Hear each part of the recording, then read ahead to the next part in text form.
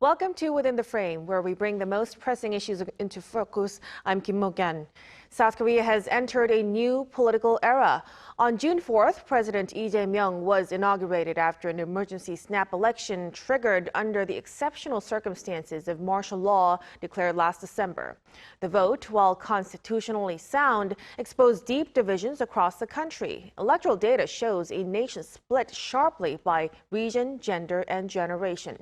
The most striking trend, a generational gender divide with young men and women voting in opposite directions, prompting global headlines about a democracy being reshaped by identity politics. With a legislative majority, the Lee Jaemyung administration now has the momentum to act decisively. But the broader question looms, how will it govern a polarized public? For a deeper discussion on this, we are joined in the studio by Hans Schadl, Professor of Political Science at Yonsei University to my right. Thank you for coming. Thank you for having me, Mok-yeon. Good to see you. Good to see you too. And also to my left is Soo-jin Kim, Professor of Political Theory at Kyunghee University. Thank you, Professor. Thank you so much for having me. So let's delve right into our discussion. Professor Schadl, like I've said, President Lee took office on June 4th after this snap election triggered by the martial law crisis.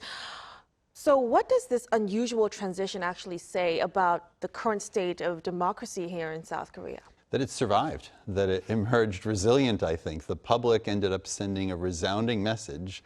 No martial law. That was after the National Assembly, of course, impeached former President Yoon, and the impeachment was sustained in the courts. It was time for the public to weigh in. On the other hand, President Lee Jae-myung, he did hit a ceiling, it seems, in his support among the voters. I think his most diehard supporters and his campaign workers were probably really hoping to clear that 50% hurdle and give him an overwhelming mandate from the people. Instead, he had a comfortable win.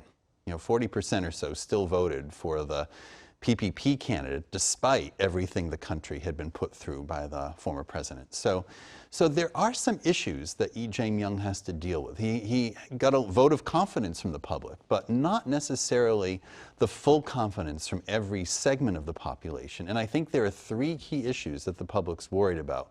One is uncertainty over his foreign policy. And two are the legal issues and the cases against him that could still destabilize his presidency. And three is the question as to whether the DP might govern from a narrow basis and not necessarily approach a consensus-based approach to decision-making that would bring in the other parties. And what we've seen over the past week or so is President Lee has made some statements to try to ease, I think, concerns among his skeptics on certainly two of those issues. He's made a lot of statements about bringing in people from the other party and working for consensus.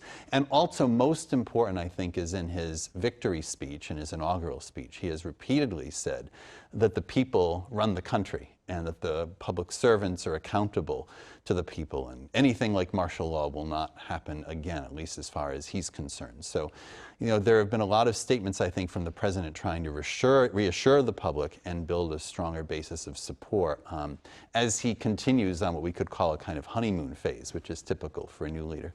Right, so we're seeing some efforts from President Lee. Now let's get deeper into the results of the election, Professor Kim. The vote showed sharp divides, especially by region, age, and also gender. Why do you think South Korea's political polarization is getting more and more extreme?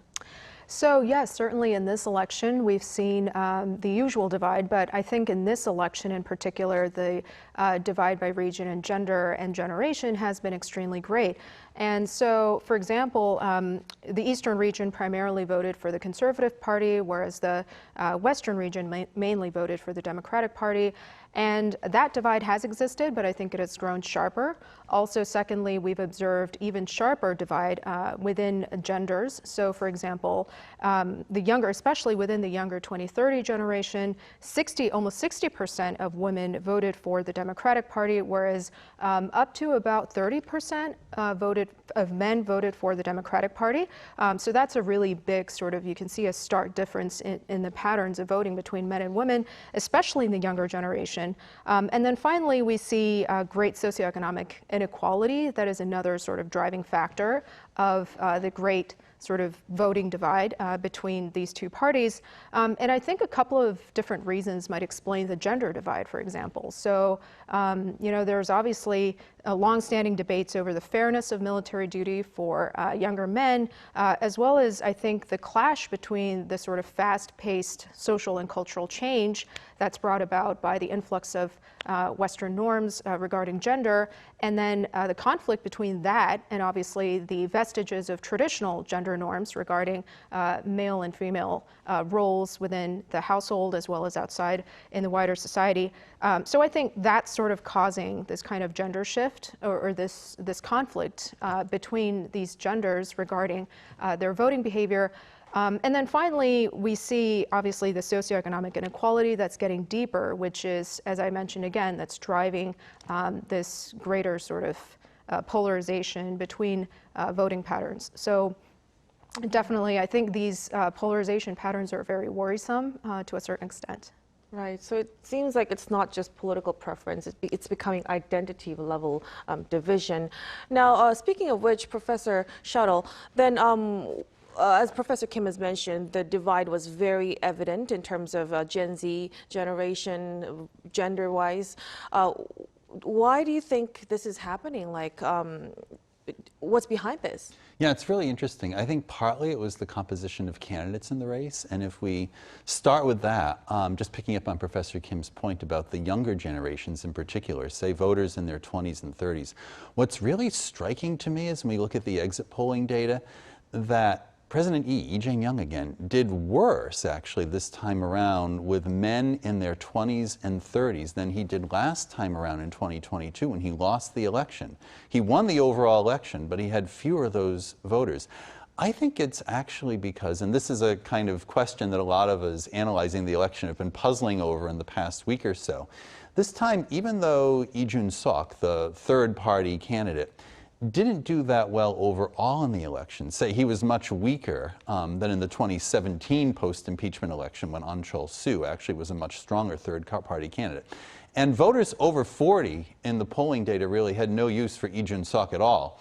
And women under 40 also didn't vote that heavily for him, although women under 30 did, about just short of 10%. But on the other hand, men under 30, 37% of them voted for Lee Jae-myung. He was actually the top vote getter if this exit polling data is correct, even though he was a very distant third in the overall election. Even for men in their 30s, Lee Jae-myung had about 25%. And Lee Jae-myung, just to complete this, he only had 24% of the votes for men under 30, whereas Lee Jae-myung had 58%. That is a huge difference. And one other point worth making is the progressive candidate, who is a very distant fourth, Kwon Young-guk, who barely registered at all in the numbers with young men and even middle-aged and older voters as well. Younger women voted for him, not in high numbers, not in massive numbers, but 6%, enough to put him on the charts. So I think with women in their 20s, first of all, many of them seem to be leaning a bit towards, say, Europe, as Professor Kim was saying, Western cultural norms. I see some European social democratic preferences with those younger women that voted for Kwon Young-guk. He did well with overseas voters in Europe as well. Whereas men, on the other hand, and these are the scenarios, was it that they wanted somebody who was a young man closer to them themselves, somebody who was 40 years old, and enough with the elders regardless of what the candidate was saying. I've also heard that many younger voters this time, they didn't quite feel confident about Lee Jae-myung, but they also didn't want to vote for the PPP either, since it was seen as the party of martial law. So Lee Jae-myung, he was a protest vote, and even if voters thought he was questionable in various ways, that they felt, well, it's technically a wasted vote, but he won't win, so there's no risk that he'll actually be the president. Suggests that if he had actually emerged as a top candidate, that he might not have done so well. And this poses challenges for the PPP as they try to regroup, because even they are not that strong with these younger male voters. So again, just one last thing, as Professor Kim was saying, military service, men may resent that they are kind of having their entry into full adulthood delayed, even their university educations get delayed and disruptive. Whereas women, on the other hand, I think are really trying to work their way up from having a long-term subordinate, less empowered status in the society.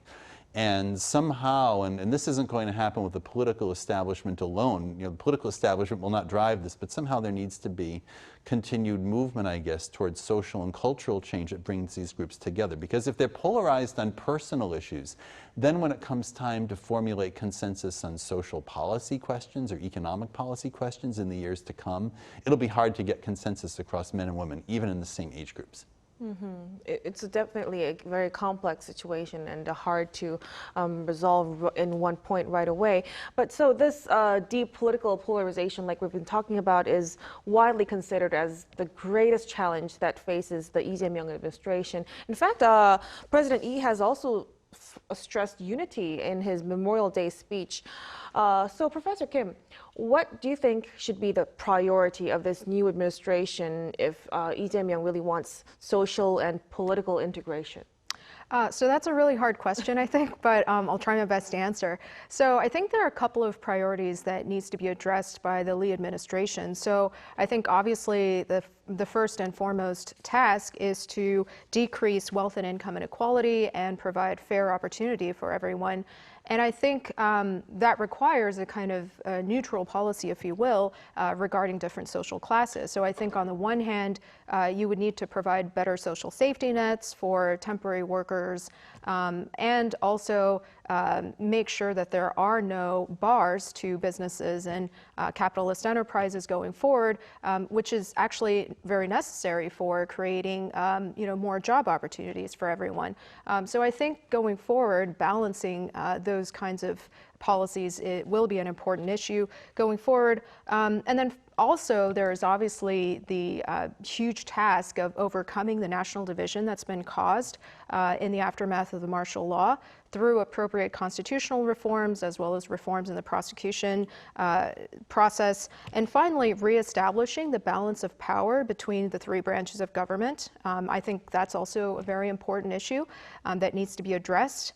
And decreasing gender conflicts, to continue with the earlier discussion that we had with Professor Shuttle as well. I think that's another very important issue, resolving, how do we tackle this kind of increasing divide between genders, which also connects with the low birth rate. Obviously, if there's a gender war going on, then it's hard to increase the birth rate for obvious reasons. And so I think these issues are all to a certain extent connected. So I think it's really important to get at that. And then finally, I just wanted to mention the problem of tackling the rapidly aging population and the great tax burdens that the younger population has to bear. And then, with the undermining of the pension funds as well. So I think that's another very important if not as much talked about issue in politics these days. So I think those are some of the greater sort of issues that the Lee administration needs to tackle. So as Professor Kim has mentioned, a lot of solutions in terms of various areas. She also touched upon constitutional reform, Professor Shuttle. Let's get deeper into that. President Lee has been consistently, highlighting the need for constitutional reform, including a 4-year, 2-term presidency as well, to ease this gridlock. How do you think this would help reduce polarization? I think it's certainly worth considering at this point in time, Mok-yeon. And I think it even has some support across party lines as well. I mean, we have to keep in mind that after the country really began its full-fledged and long-lasting democratic transition in the late 1980s, at that point, there was a real concern to have a one-term presidency, given that past presidents under the, say, military rule years had stayed on too long and had stayed on almost indefinitely. So there was a real need at that point for a very firm term limit. But what I've seen, and I've lived through it actually in my 17 years teaching here, is that the presidents, every single one of them, it seems, after the honeymoon phase, sometimes very quickly after the honeymoon phase, they almost go from honeymoon to lame duck without that sort of normal period where they would hit their stride and go forward with a lot of confidence and kind of have their prime moments. So with a one-term presidency, sometimes after just a year and a half, they can be old hat. And even their own political parties can be gearing up for the next president. So I think it's worth having a re-election after 4 years in which a president could spend the full 4 years potentially trying to gain the consensus to have confidence in another term. And then even in the US, for instance, when things go well, things don't always go well in American politics, but when things go well in the second term, it's about the legacy building. The president in the second term can use that to try to really, let their full personality come in, because they don't worry about re-election at that point in time. Barack Obama was very good about that in his second term. Even President George W. Bush, despite the problems that he had in his second term with the Iraq War and the financial crisis, he got a lot done in his second term as well. Also, I would add, with the National Assembly, it may be worth thinking about having a second chamber there, that would also be a way of fragmenting power. If the Assembly needs to be a little bit more powerful relative to the president, or if there needs to be some potential for the second chamber to have a different composition, not necessarily chosen by a mix of districts and proportional representation. I think one thing that could be intriguing would be to have a citizens' assembly as the second chamber, whether it would be fully legislative or advisory, and you could have the citizens chosen by lottery. We'd have to have more time, but there's a lot of experiments in democratic theory that suggests you could have a lottery-based second assembly as well as an electorally based assembly. And there might be some room for democratic innovation in constitutional reform here. And I'd love to see the discussion in this country go in that direction.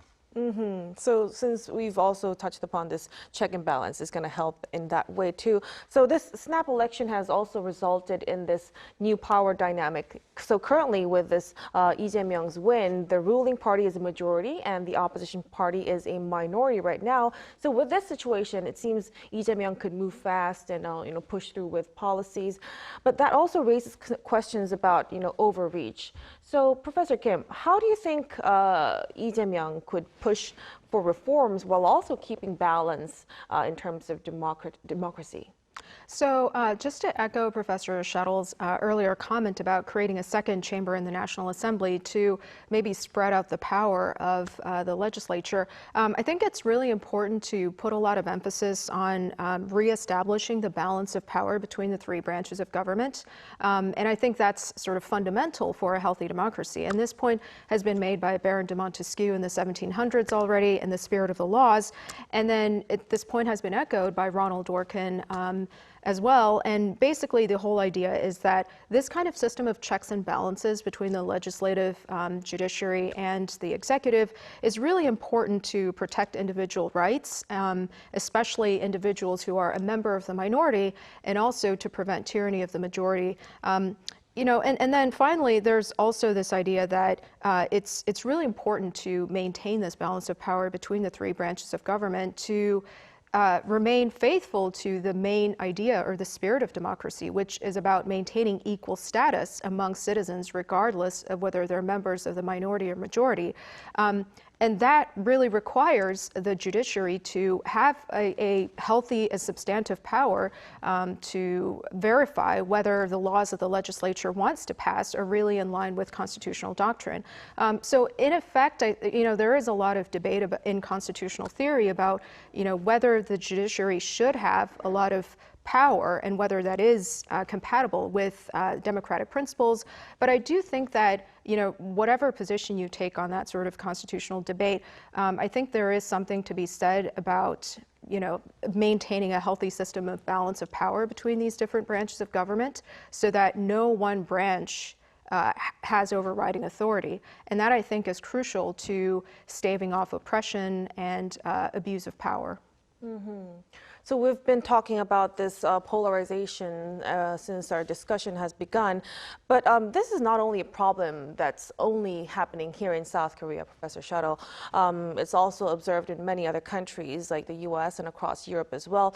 Do you think there's any unity strategies from the other countries that South Korea could, apply to? Well, the timing of your question, Mok-yeon, is so interesting because right now the conditions in my home country, the United States, are just horribly polarized, if you've been watching what's been happening in Los Angeles over this weekend as well. So there's a lot of concern even about the democratic stability and whether the U.S. is really in danger of falling into a severe model of authoritarianism for the time being. And part of that is maybe the result of polarization that's made it harder for the country to chart its course in a democratic fashion. I think, when I'm looking at a country that's suffering from a sense of polarization, especially if it's within the younger generation, as that younger generation ages, if the polarization continues, as that generation kind of goes through its life course, that, how to work with that and try to find policies that can bring the population together. I think here, it's a lot of issues we've been talking about before, more affordable housing, better conditions in workplaces for women. I think this government could set the tone if they put more women in high-profile positions of power. If the composition of the government looks more like the composition of the country when it comes to gender balancing, that would really help set a tone. I think workplaces overall need to set a tone for women to advance in the workplace and have the time off that they would need to raise families. The educational system could have some changes that would make life less stressful for teenagers and perhaps promote alternative career paths than university educations for people that are not necessarily geared in that direction. Shorter work week, which is something both parties agree on. So I think in general, like from what I hear from my students and what I hear in the larger society, there's a lot of interest in policies that would promote public goods, broadly speaking, fairly mundane policies, but meaningful policies that would actually make a difference here in people's lives. If the two parties could put that kind of thing together and focus on the quality of life for the public as well as the integrity of the political system, that would be the best way forward for any country really that's suffering through polarization, especially Korea right now. Right, and let's hope we will follow that road ahead. I'm afraid we will have to conclude our discussion here at this point, but thank you so much for your time, Professor Shuttle. Thank you, Mok-yeon. Pleasure to be here. Thanks for having me. And Professor Kim, of course, we appreciate it. Thank you so much for having me, Mok-yeon. And that'll be all from us on Within the Frame. Be sure to tune in again next time as we continue to explore the stories that matter. Until then, stay informed and engaged.